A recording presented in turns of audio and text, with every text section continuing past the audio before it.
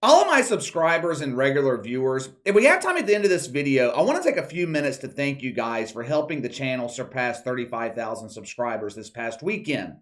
Gonna try to keep the rambling on Steph Curry a bit shorter than normal so we can make time at the end of this video because I feel it's important to recognize all you guys for supporting me.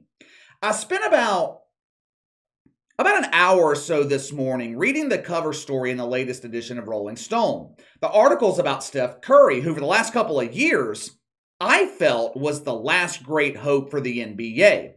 After reading Rolling Stone this morning and after witnessing everything that happened during the playoffs, I'm starting to change my mind about Steph Curry.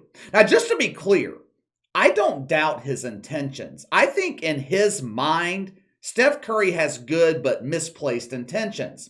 When it comes to woke politics and LeBron James, I feel like he's fucking clueless. The opinion of LeBron James, it seems to flow with the woke wind. Virgins are getting boners on mythical police brutality. Let me send out a tweet blasting police officers. Stephen A is talking about mythical racism in the NFL. Let me tell my lonely male followers about my intimate relationship with Colin Kaepernick and our time spent at Shay Shay's house of gay. LeBron James is a dope when it comes to political issues. He doesn't have a mind of his own. Steph Curry is different. He's a bit more cerebral, which makes him more dangerous. But even as intelligent as Steph Curry is, when he speaks, it further highlights the hypocrisy of the woke movement. Let's start with the beginning of the article in Rolling Stone talking about his childhood. As a child, Steph Curry admits that his mother taught him street talk so he could remember where he came from. He claims that he did not grow up in a pocket of privilege.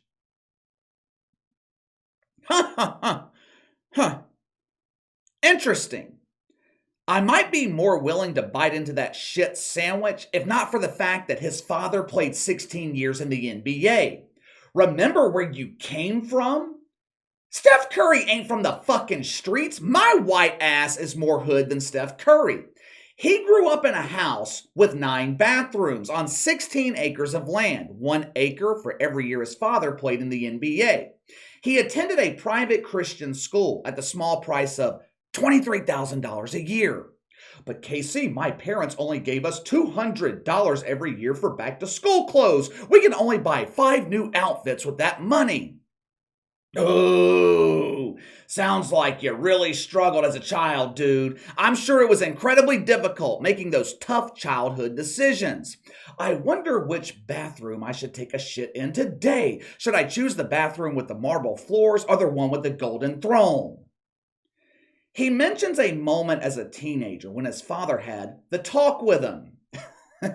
No, he wasn't talking about the talk most woke parents have with their teenagers. You know, the butt bongo talk. There will be woke brothers who tell you they love you just to pound your bongo. Don't fall into that trap. As a young birthing person, you don't want to get pregnant at 16 years old.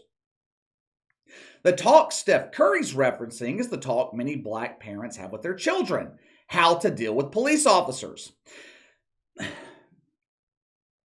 These people like to pretend that this is only a talking point for black parents and children. When I turned 16, my dad had the same fucking talk with me. The interview then shifts to another so agonizing moment in the difficult life of Steph Curry. Back in 2014, the Clippers, the Warriors, they were battling in the playoffs. During the series, the audio recordings of former Clippers owner Donald Sterling were released. Now, I'm sure you guys know the recording I'm talking about. It was fucking brutal. I'm not going to waste time explaining it to you. Behind the scenes, there was debate between players on what action needed to be taken. You know, it seems pretty simple to me. Your job as a player is to play basketball. You let Adam Silver and the NBA front office deal with Donald Sterling, which to Adam Silver's credit, they did. They forced him to relinquish the team. Steph Curry admitted, I regret not boycotting playoff games. We lost a moment of leverage that could have changed things beyond anything we said publicly. Yeah. Let me tell you what would have happened had you boycotted the playoffs. The NBA would be dead. deader than it already is today. Steph Curry boycotts that series. It's unlikely he ever becomes a household name. It is damn sure unlikely he draws 20 million viewers through 3 straight appearances in the NBA Finals. Now, we can all agree the words, the actions of Donald Sterling, that was deplorable. But the only thing a boycott would accomplish is turning people away from the NBA. You don't have to take my word for it. Just look at what happened in 2020 when the Milwaukee Bucks boycotted a playoff game, when the NBA turned itself into a giant PSA for woke love, butt bongo, and mythical racism. It's hard to attract viewers to your league when the players are refusing to play. The league still hadn't recovered from it. Had it happened 6 years earlier, then happened again in 2020, the NBA today would be on life support. The interview then shifted again to more serious political issues. Steph Curry, he talks about his endorsement of Joe Biden in 2020 and how he struggled with it at the time. Joe Biden is pro-choice. He believes you have the right to choose your gender, choose your race, choose your ethnicity, and he believes all birthing persons have the right to choose what to do with their pregnancy. Historically, abortion, it's been considered more of a female issue, but with the ability of the modern American male to get pregnant, men are now allowed to have an opinion on abortion. Only if their opinion is pro-choice. If it's pro-life, they're labeled misogynist. On the issue of abortion, Steph Curry told Rolling Stone, "I am neither pro-choice nor pro-life. I have certain beliefs not everyone vibes with. As long as there's equality, I'm good with it."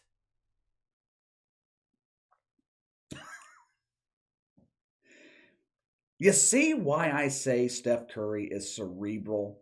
That was some good bullshit. If that question had been given to LeBron James, he would have replied, "I am definitely pro-choice. I believe all birthing persons have the right to choose between the cucumber or the banana. Me personally, my bongo prefers the banana. I like its curves." Steph Curry, someone who's becoming increasingly vocal on select mythical issues, doesn't seem to have an opinion on abortion, a real issue. Let me translate what he said for you. With all those Sundays that I have spent at Woke United Methodist, I have become proficient in translating bullshit.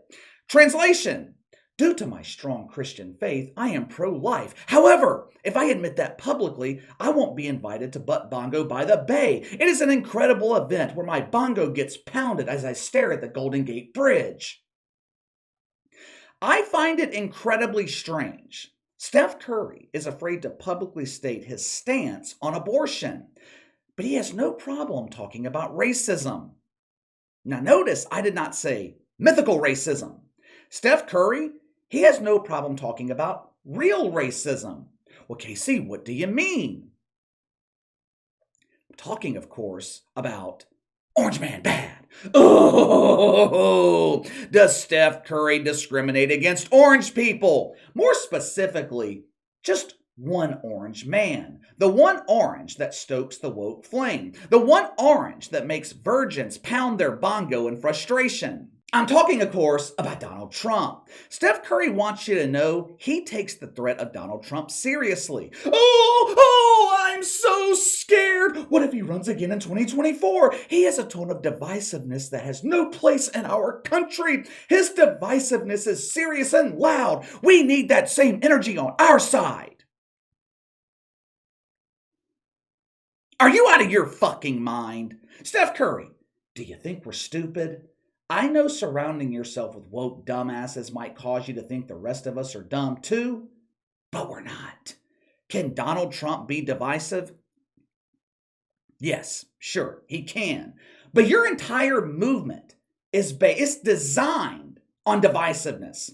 You don't need the same energy on your side. It's already there times 1,000. I don't remember Trump supporters burning cities in 2020. That was your movement. I don't remember Trump supporters kneeling for the national anthem. I don't remember Trump supporters claiming the American flag represents mythical racism. I don't remember Trump supporters defunding the police, pushing for post-birth abortion. Opening up our borders wider than Shay Shay opens up his bongo during Butt Brigade Week. Every cause your movement promotes is steeped in divisiveness. Someone give me one example, just one, of Black Lives Matter uniting people. Just one. Let me ask you, Steph Curry, you talk about unity. Please explain to me how you supporting Stacey Abrams in Georgia represents unity. This fucking Michael Strahan wannabe has been touring the country the last 4 years, pretending to be the governor of Georgia. She has divided an entire state, claiming she's a victim of voter fraud. Please tell me how that unifies people.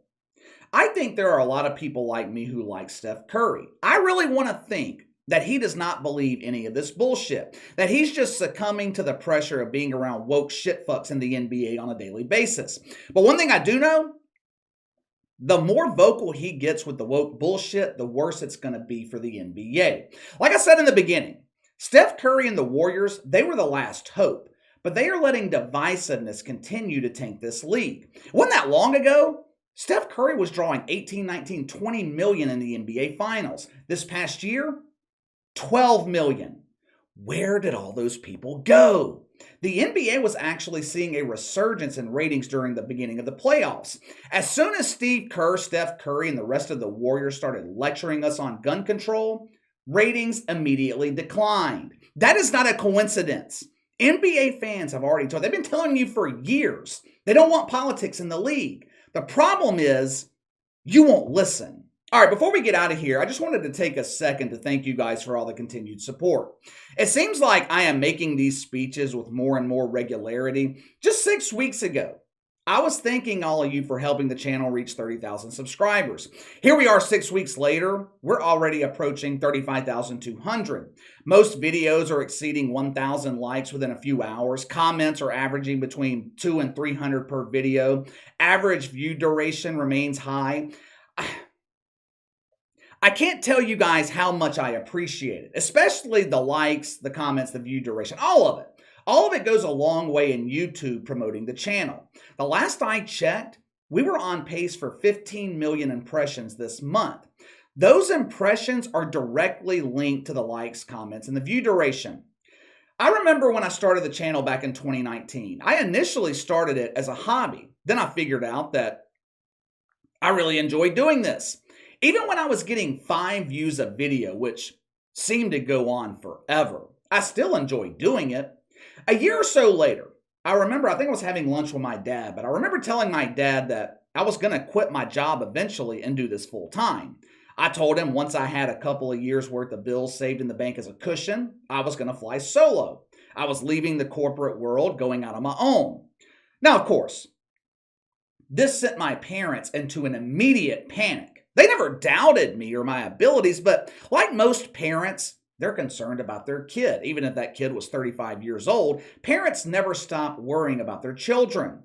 Their concerns were legitimate. What about health insurance? What about it? It's a fucking ripoff. I'll find a major medical policy and I'll pay for the small minor bullshit visits out of pocket. What about job security? You have no security with YouTube. That's true. That's true. I mean, you have no security with YouTube. But I have no security working for someone else either. They just cut my fucking pay by $1,000 a month after they received 2 COVID loans from the federal government.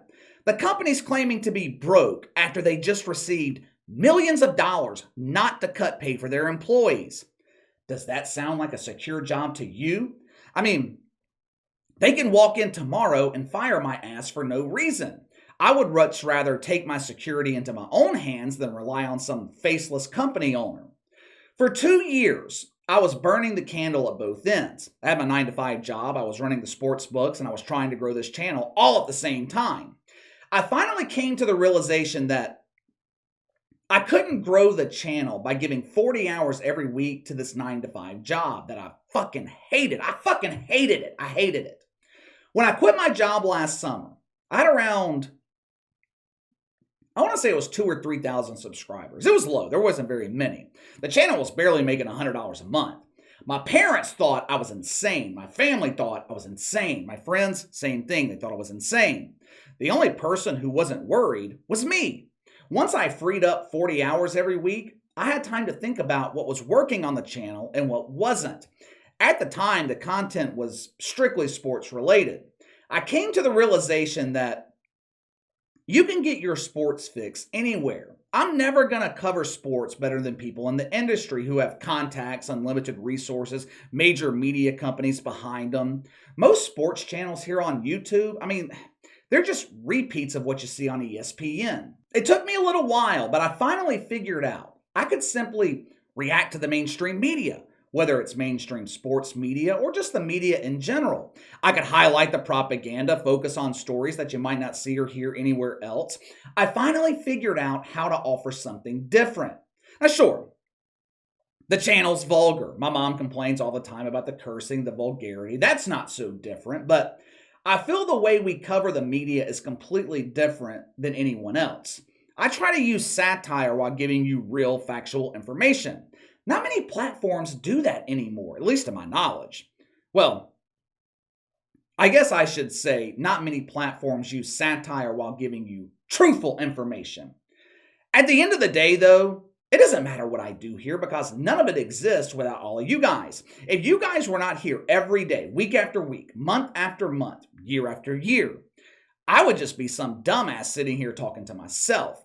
You guys make the channel. All I do is find interesting stories that I think you'll like and present them to you. Now, at this rate, if projections are correct, but at this rate, we should surpass 50,000 subscribers by the end of this year. And if, like I said, projections are correct, we should surpass 100,000 by this time next summer. Now, again, I appreciate everything that you guys do. It does not go unnoticed. So make sure to like, comment on this video. If you're not subscribed, go ahead and hit that subscribe button. I'll see you guys later this afternoon.